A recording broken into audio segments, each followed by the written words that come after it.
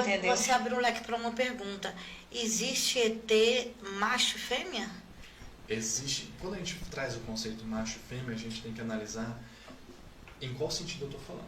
Homens e Porque, mulheres? vamos lá. Nós aqui, enquanto encarnados, nós estamos na materialidade. Ok? Nós estamos na dimensionalidade material, então eu consigo tocar o céu. Correto. Ok? Mas... A minha alma pode não ter esse aspecto, né? Exatamente. E daí eu tenho seres... Mas nessas viagens você viu homens e mulheres? Ou você Sim. vê hermafroditas? Ou você vê assexuados? É isso que eu estou trazendo. Depende da civilização. Depende da materialidade dela. Depende da vibração. É porque aquele meme antigo que o ET toca. Você viu esse desenho, certeza? Já fala que é sexo. É assim?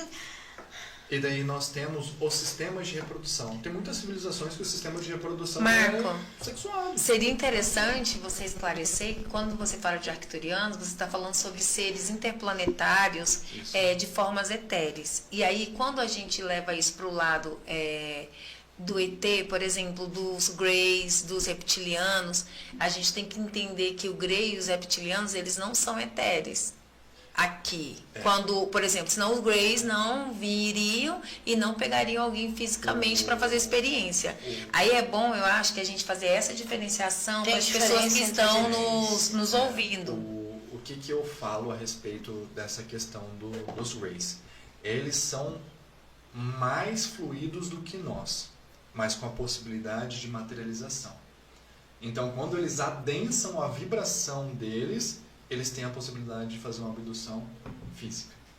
Então eles estão vibrando num certo patamar, densificou, como se fosse uma materialização, ele tem o contato de pegar esse copo, levar você.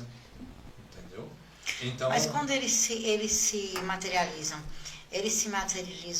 hermafroditas, assexuados ou congêneros? Então, depende. Existe experiência de pessoas que transaram com ETs? Depende muito da raça, e sim, existem experiências de seres que vêm para o planeta Terra só para o sentido de copular, para o sentido de proliferar a espécie dele, aonde geralmente eles engravidam as mulheres humanas. E aí, o que nasce? Qual o nome disso? Aí que tá. São híbridos. Geralmente, da noite pro dia, some a criança, o feto. Eles buscam. E daí a gente pode buscar na internet vários relatos disso, onde a mulher se descobriu grávida do dia para noite, e do dia para noite também o feto que estava ali. Como gravidez psíquicas, né? E pronto, tá tudo certo. Por quê? Porque eles fizeram a junção, né? Vamos pegar aqui. Do físico vou pegar o espermatozoide com o óvulo da mulher. Às vezes eles dizem que o feto não formou. Não formou. Teve ali, gerou o feto, a possibilidade de vida, eles retiram esse embrião para terminar de formar ele nas naves, nos planetas, e daí com isso a civilização deles vai aumentando, a hibridização do DNA vai aumentando, entendeu? Então tem muitos seres que eles têm esse papel. Mas tem alguns seres... Já vê o machismo aí, né? A maioria dos relatos, a maioria, que a gente não conhece todos, são os ETs machos, que vêm reproduzir com as fêmeas, né? É porque...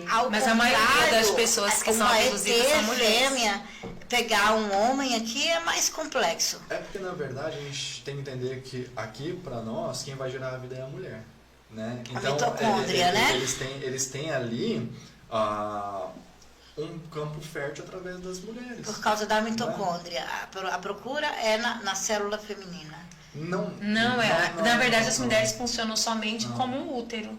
Eles não veem DNA da forma que você está falando, tipo da mitocôndria, essas coisas. Essa não. parte do DNA, ele existe no sentido de pesquisa, no sentido de banco de dados genético, que é uma questão muito profunda. A gente teria que marcar um outro podcast só para falar sobre DNA extraterrestre. Mas aí, vamos só resumir para o povo de casa entender no seguinte, de que essas mulheres são abduzidas para participarem dessas experiências e serem aí os ratos de laboratório, elas já têm o DNA híbrido. Entendeu? A maior parte já tem o DNA híbrido. E por isso que elas são contactadas. Por que nem todo mundo é contactado? Porque nem todo mundo tem um DNA que caberia. Vamos lá. DNA terreno.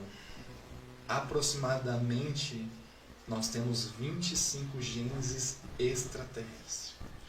aqui entre a gente. Eu, Você. você, a Marinela, todos nós aqui. Dentro do nosso DNA, nós temos compatibilidade com outros 25 tipos de raças extraplanetárias. Porque nós somos uma experiência. Se a gente for pegar para ver lá atrás, eu trazer uma história lá de trás para entender como que nós chegamos até hoje, nós temos, no nosso DNA, foi mexido muitas vezes. Entendeu? Então nós temos essa compatibilidade já, natural.